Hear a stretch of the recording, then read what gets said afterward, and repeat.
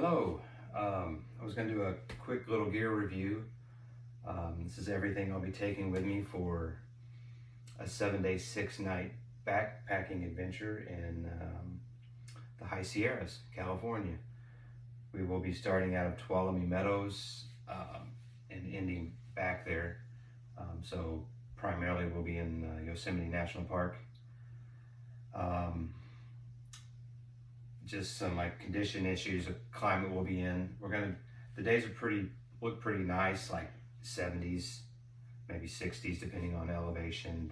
The nights could be down into the low 30s. Should be no snow, no bugs. We'll probably be like in the 8,000 to 11,000 foot range. We'll be above tree line for a lot of it, so and on granite, so a lot of sun exposure. A couple other notes, things you won't see in here. This is a guided trip, so the guides are carrying some group supplies. So for instance, like first aid, you'll see my first aid in here is pretty minimal because the guides will have that water treatment. Will be using Aquamera drops that the guides will be bringing, so unless I just wanted a separate way to treat water, I don't have to bring that, so I'm not going to. Let's see, I think that's about it. One other note is, let's see, fuel canister. I can't fly with that, so I'll have to pick that up when I land in California. These are items that are questionable, so I'll take them to the trailhead, but based on the forecast for the next 7 days, I may or may not take. So these are rain pants, rain shell mittens for my hands, and this is a thermal base layer for sleeping. All this stuff is, again, depends on how cold the forecast is or how much rain's in the forecast. That stuff may or may not go. This is everything that will be worn. So just a basic, this is a Timex, just a basic outdoor water resistant watch, nothing fancy. But, you know, just for telling time and for doing off trail navigating, as far as being able to, part of this trip, the learning part is learning to navigate with compass and topographical maps. So, you know, a watch is pretty invaluable. Trekking poles. These are black diamond, cork handled, like telescopic style. They're very sturdy. I've never had any issues with them. Around this handle, I've wrapped a small amount of Gorilla Tape just for doing repairs.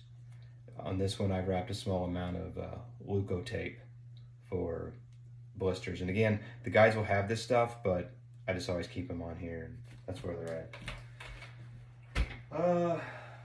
Head cover. This is, I think it's Head Sweats, but it's a lightweight. It covers the back of your neck, down around your ears. Again, we'll be exposed to a lot of sun, so we've got to protect ourselves from that. My hiking shirt is an Outdoor Research. I forget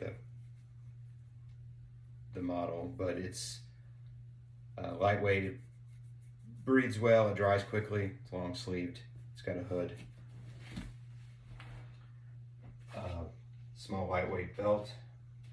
My hiking pants are, the company is called Kuhl. It's K-U-H-L.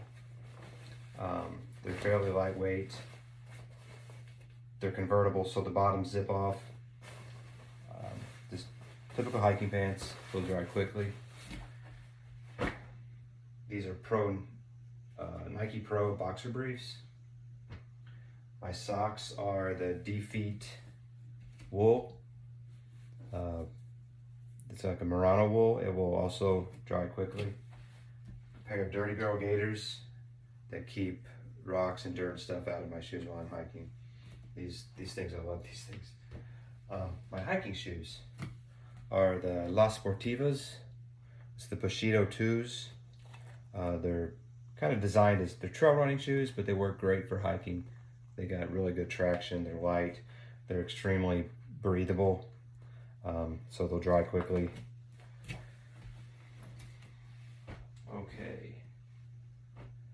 So now for the pack. The pack it's a ULA circuit. There are certainly lighter options out there, but I've used this on long hikes before, and I wear it well. It doesn't cause me any rubbing or issues, and it's just a good all-around pack. So currently, let's weigh it here. So this will be my base weight. So everything minus consumables, so no fuel, water, or food. We're at about 13.5 pounds. Again, if I take those questionable items, I'm adding roughly another pound. Let's see here. On the sides, on each side, I keep 2 1-liter smart water bottles. This will be my primary water carrying sources throughout the day. Back here in this webbing is my rain shell. This is the Paca. So it's kind of a hybrid poncho / rain jacket. Breathes well. It's also got an integrated pack cover, so it would cover the pack and me.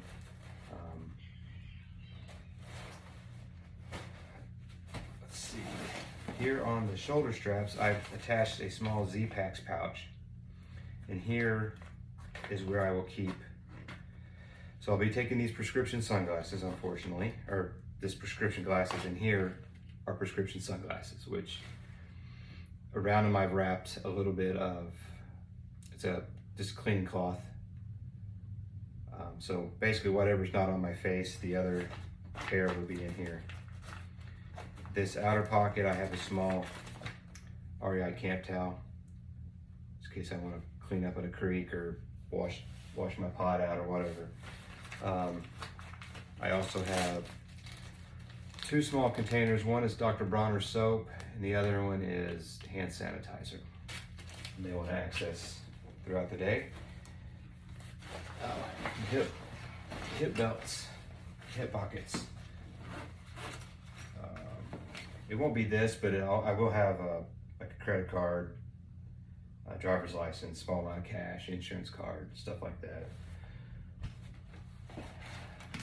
This is my compass for going off trail. It's a Sunto with global needle. Also, another note, we've created hiking maps on Caltopo, and we've downloaded those to our phones, and also GAIA app. So when we're up there away from service, we'll be able to access it on our phone and navigate that way as well. So the phone I'm recording with is an iPhone 12 that's going with me.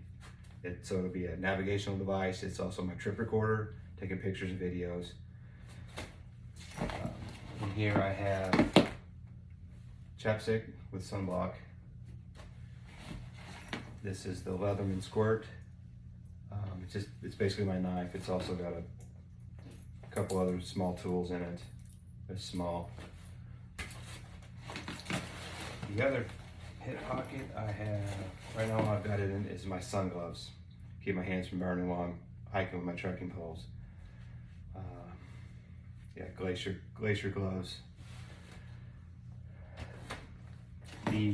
Mostly what will be in here throughout the day is just my day food, snacks that I can readily access. So now into the belly of the beast. On top is my shelter. This is the Z-Packs Hexamed Solo. Inside of it I've wrapped up 6, or actually 8 shepherd hook stakes. I've done a couple slight modifications to this. It comes with a separate bathtub style ground sheet, and I did a couple modifications just to ensure that if it rained, water didn't get inside the bathtub. But anyway, this with the steaks comes in just over a pound, so it's pretty minimal, but it's light. So this is the one thing everybody hates to take, but it's required in Yosemite National Park. It's a hard-sided bear container. It's the Bear Vault BV 500. It'll hold 7 days worth of food. It ensures the bears won't get a food reward. So whatever food you're storing overnight, it all needs to go in here, sit away from your campsite. Anyway, it empty weighs like 42 pounds. So without it, I could drop my base weight even more. If I had the option, I didn't have to take that. I would just bring an sack, and I could do a bear hang. And this is a lot lighter. It would fit in the pack better. It's not as bulky, but rules are rules, and we got to be safe. And so, and it does double as a seat. You can sit on it for what that's worth. This is essentially my kitchen. So I wrap it up with a bandana because the bandana has multiple uses, and it's actually lighter than the stuff sack that the pot came in. So the pot is it's an Evernew titanium 900 milliliter. So breakfast and dinners will require cooking, boiling water. So that'll be done in here, and then I'll eat my meal out of it. Inside, I have it's just a cheap plastic, I got it off REI, it's a spoon. I cut it down a little so that it would fit inside the pot. It's more convenient. This is the MSR Pocket Rocket Deluxe. This is my stove. It's got a self-igniter. And then I wrap it all in this. This is just a buff. The buff has multiple purposes, and it keeps those things from clanking around inside the pot. Mostly I'm bringing this it'll be a head cover at night when I'm sleeping to keep me warm, or I can pull it down over my eyes if it's a bright moonlight night. And I like to sleep in complete darkness if I can. So that's the kitchen. This is Z-Pac's stuff sack. I think it's a medium I think. And here is this is a 2-liter platypus bottle. We were all asked to be able to carry 4 liters of water if needed. Say we're going to do a dry camp or something, we need extra water. Probably won't happen. There'll be ample water in the Sierras, but that's in case I need it. This Ziploc bag, I have some personal items. I have a pair of earplugs. If you've ever slept outside, the critters or the owls or another camper snoring or whatever, it can interfere with your sleep. So I like to bring earplugs. A small amount of sunblock. It's called Joshua Tree climbing salve. It's hikers swear by it. It's great for treating your feet. So you've been hiking, your feet are wet all day, you can lather this on your feet before you go to bed to help heal them overnight. It's also good for chafing. If you have chafing issues. A toothbrush that's cut down, a few dental sticks, some Q-tips. The guides will have first aid, but I just do a few band-aids in case I get a cut or something. I won't have to bug them. I can just grab a band-aid. As far as medications, all I'm bringing is ibuprofen, and these are Advil cold sinuses. If I get a sinus headache or allergy issues, these normally work well for me, so bring a few of those. This is kind of electronics / repair stuff, so this is an Anchor battery. It's a 10,000 milliamp. I experimented with it. It will fully recharge my iPhone 12 2 full times plus a little. So I'm hoping that if I start with a full charge and get 2 more full charges, that will get me through the trip. My phone will be off if I'm not currently using it. I can put it in airplane mode. Be cautious, conservative with its battery, and hopefully that'll last me 7 days. This is a small write in the rain pad. I can take notes when we're navigating, writing down bearings and stuff like that. I can also journal in here. I've got a small pencil here. I've also bring in an extra retractable ballpoint pen in case my pencil breaks or whatever. Well, my headlamp is a Nightcore. It's got a rechargeable battery that I can recharge off the Anchor battery if needed. I don't suspect I will. We probably won't be doing any night hiking, so it's early mornings or evening times around the camp. I probably won't even have to charge it. 2 small charging cords. This one will charge my phone. This one will charge the headlamp. This is a small repair kit. It's got a bit of tenacious tape for doing like a tent repair or something. It's got a couple patches I can put on my shelter that have extra tie outs on it. You can order these from Z-Packs. It's made from the same material, at Dyneema composite fabric. And then it's got a 1 patch repair kit for my air mattress if I were to spring a leak with that. Backup lighter in case my stove automatic starter doesn't work. About 30 feet of extra guy line. It's a 3mm cord. One of the downsides with the freestanding tent is if you're trying to set it up in an area where you can't drive stakes, like say on a mountain granite rock, then extra guy line can be handy if you need to get more cordage out to something that you can actually tie off to. So taking that, small amount of toilet paper, and an extra bag for packing it out if I do have to use it, because can't leave that stuff out there.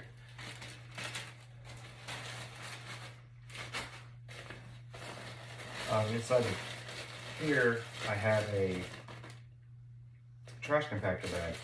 So everything that I definitely want to keep dry gets stuffed down in here, then that gets rolled down, and everything else puts on top of it.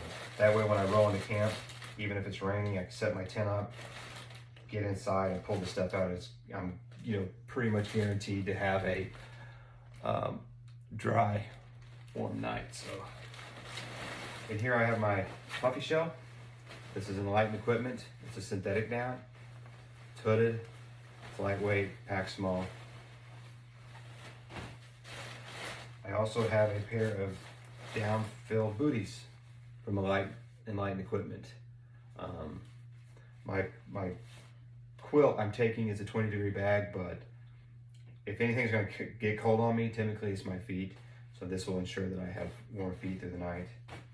And it's potential that my socks are wet, and I don't want to go to bed with wet socks, or wet feet. Second pair of hiking socks, the D-Feet. Also, these are from the same company, D-Feet, disc gloves. I've been hiking before, and you wake up, it's chilly mornings, and you're out there trekking, your hands are exposed, they get cold. So those for warmth. Inflatable pillow by Sea to Summit. I know some people consider this unnecessary, but for me, I just get a much better night's sleep with it, and having a better night's sleep translates to just having better days out there in the backcountry. So it's worth all the wait, in my opinion. These straps are meant to keep my quilt over top of my mattress so that it's not sliding off and I'm getting wake up cold, and I am an active sleeper. I'm flipping and flopping all the time. This is my mattress. It's the NeoAir, the Thermarest NeoAir X-Lite. It's like a mummy shaped inflatable mattress. It's got a good R value, so it'll keep me warm. And let's see, this is a mid layer for the upper body. It's a Marmot fleece pullover. And this is my quilt. It's also from Alight Equipment. You can partially enclose the bottom to make it more like a sleeping bag. It's 20 degree. It's rated to 20 degrees. It's down-filled, and I've used it for years, and I have no complaints. Keeps me warm.